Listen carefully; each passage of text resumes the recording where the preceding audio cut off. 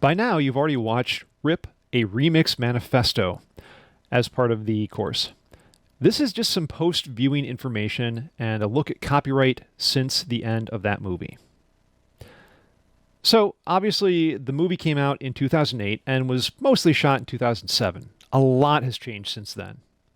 Most notably, in 2013, a lawsuit resulted in a decision that came down in 2016 in U.S. federal court that Warner Chappell's copyright claim to Happy Birthday to You is invalid due to the fact that the first publication of the tune occurred in 1893, which means it is well into the public domain, period.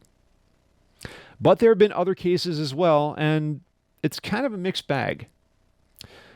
Famously, we have the 2014 Blurred Lines case, which resulted in a verdict of copyright infringement against Pharrell Williams and Robin Thicke by the estate of Marvin Gaye. Now, this is problematic because they were accused of copywriting a rhythm, and then Williams and Thicke supposedly took that rhythm.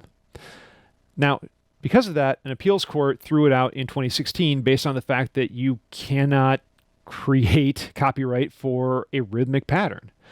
But a second jury reinstated it in 2018, and they did it for reasons that most musicologists and music theorists think are frankly bad.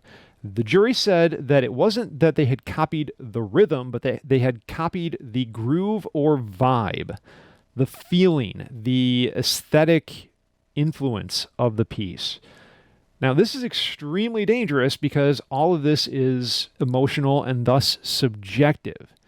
And anybody could claim that piece A shares the same groove or vibe as piece B. Again, a lot of music theorists, musicologists, and professional musicians see this as an absolute travesty and one that really should be reversed. Also in 2014, there was a lawsuit by the band Spirit claiming that their song Taurus is the basis for the Led Zeppelin song Stairway to Heaven. In this case, this was pretty much universally panned by music theorists who pointed out that the chord pattern alleged to have been stolen is extremely common, and we have examples going back as far as the beginning of standard notation in approximately 1350. And there are even older examples in square notation and in tablature that go back even further. The chord progression cannot be copyrighted, and their assertion that such a common progression had been stolen was laughable on its face. The second assertion that descending arpeggios can be copyrighted was also thrown out pretty much by any theorist that was consulted. A jury ruled in favor of Zeppelin in 2016. Subsequent appeals were denied, including a rare unanimous ruling by the Ninth Circuit in 2020 and by the U.S. Supreme Court several months later in 2020. Musically speaking, this was a smackdown. There was no case, and again, the idea that chord progressions cannot be copyrighted has sustained numerous legal challenges. Again in 2014, we have Gray versus Perry, also known as Flame versus Perry. This is a 2014 lawsuit by two Christian rappers that claimed that Katy Perry had stolen the ostinato, which is a short, repeated pattern of notes, from their song Joyful Noise in her song Dark Horse. Even though Dark Horse was written by multiple people, they initially sued her as the sole author. Now, shockingly, 5 years later in 2019, a jury agreed, despite ample evidence, that the material in question in the ostinato has occurred in older pieces, including Mary Had a Little Lamb and Merrily We Roll Around, both of which you know from preschool, and neither of which is under copyright. They are both public domain.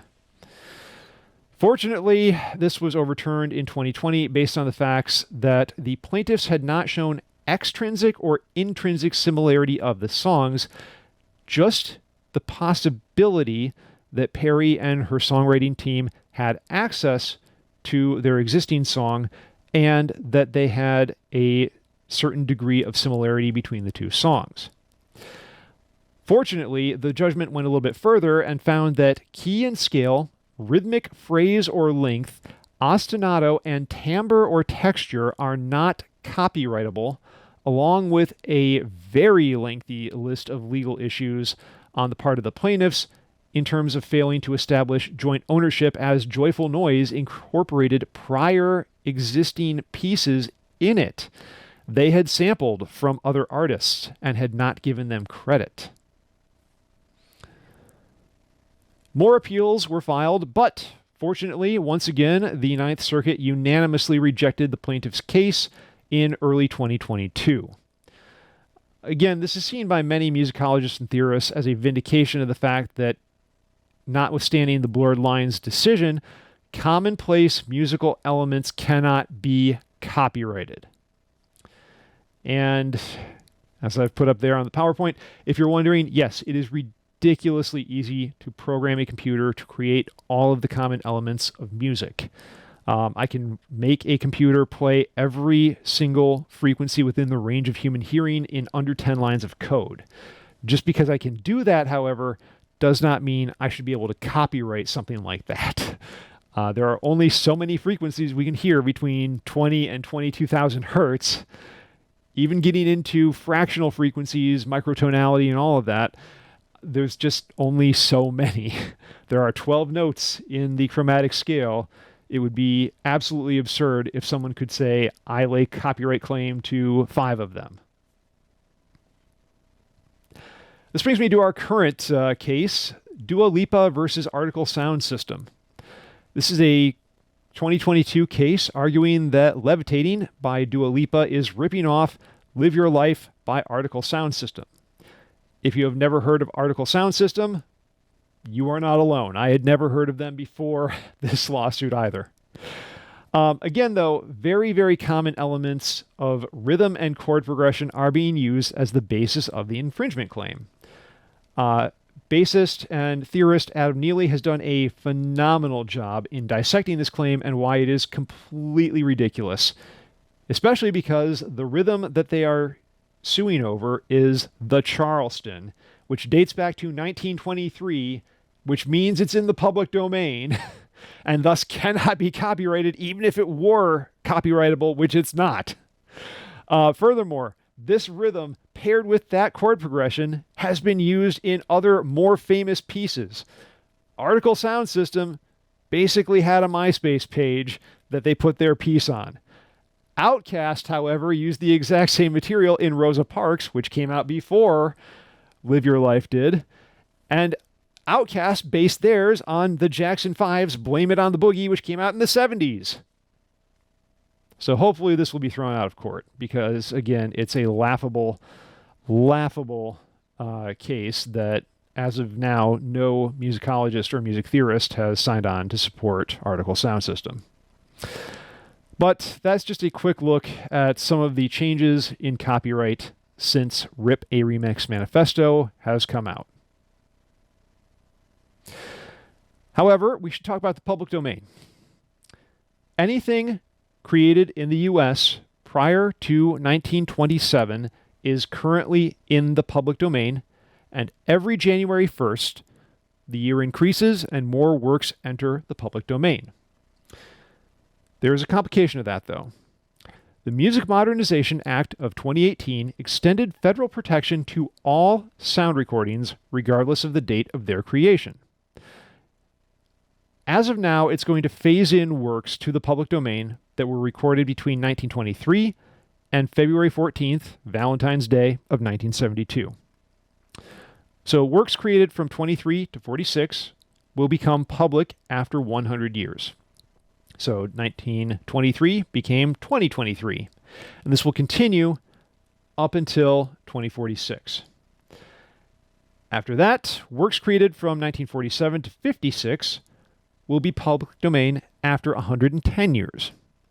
Then, works that were created or fixed after 1957 to February 14th of 1972 will all become public domain on February 15th, 2067. Of course, there is a slight problem with that, which is the mouse, the Man of Steel, and the bat. Mickey Mouse's first appearance in Steamboat Willie will become public domain on January 4th, 2024. Superman will become public domain in 2032 and Batman in 2034. The corporations that own them are currently lobbying for another copyright extension to prevent this from happening. Whether that goes anywhere or not remains to be seen.